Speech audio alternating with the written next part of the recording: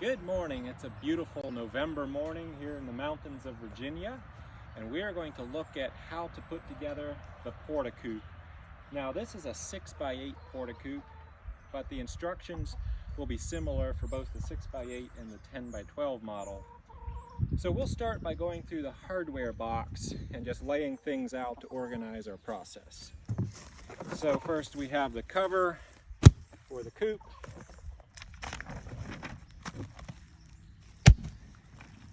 And then you have your wheels. We have the bungees for fastening the cover. And we have the bag of hardware.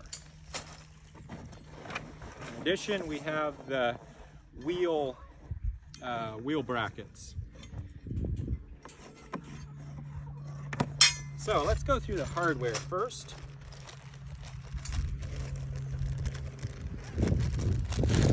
These are the wheel cable pulleys, and we'll show you where to install those later.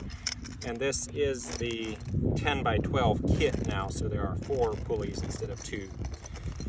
So beginning with the smallest diameter bolts, we have a 5/16 bolt by 3.5 inches. So lay those out, and we will need those in a later step here. So we should have 8 of these. These are for fastening the frame together. So 8 5/16 by 3.5, and then 2 5/16 bolts for another step. And your golden bolts, keep track of those. Those are for another step. So back to the frame. So you'll have 2 long rectangular panels. Those are of course the side panels. Lay those out on the ground flat, and then you have your 2 house-shaped end panels. You can lay those out flat. And then to get started, take your smallest diameter bolts, your 5/16 by 3.5 inch bolts. Just pick up 2 panels, lift up your side panel, and lift up your end panel. And you may need some help to do this, but hold the 2 panels together, line up the bolts, the hole, and put your bolt through with the washer on it and fasten it. And let's look at the tools we will need. So your tools, you'll need a ratchet with a 1/2 inch socket and a 9/16 socket. You'll need a 1/2 inch wrench and a 9/16 inch wrench, and then some big adjustable wrenches to fasten the bolt, the axles, the big bolt for the axle.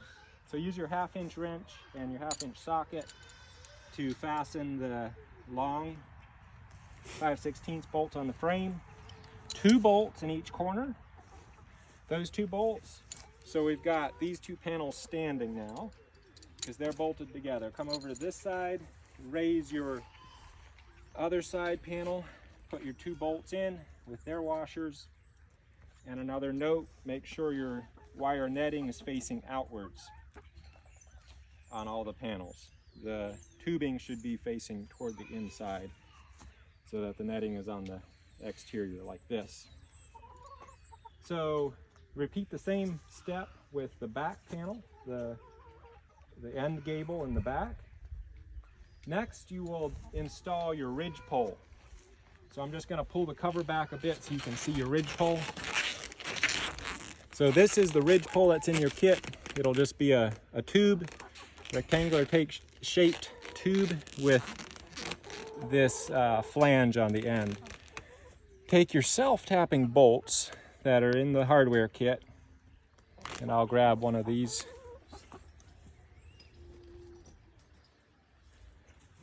This is your self-tapping bolt. You'll want a drill to install this. So take a drill. You don't need to pre-drill a hole. Fit the ridge pole up tight. Take a drill and just run it in, and this bolt will drill itself through the metal, will drill its own hole. So that's how that is fastened. One note on orienting the ridge pole. You'll want the ridge pole oriented, there's a loop on it. You'll want the loop hanging toward the door of the chicken coop, toward the door end, and this is for the feeder to hang on.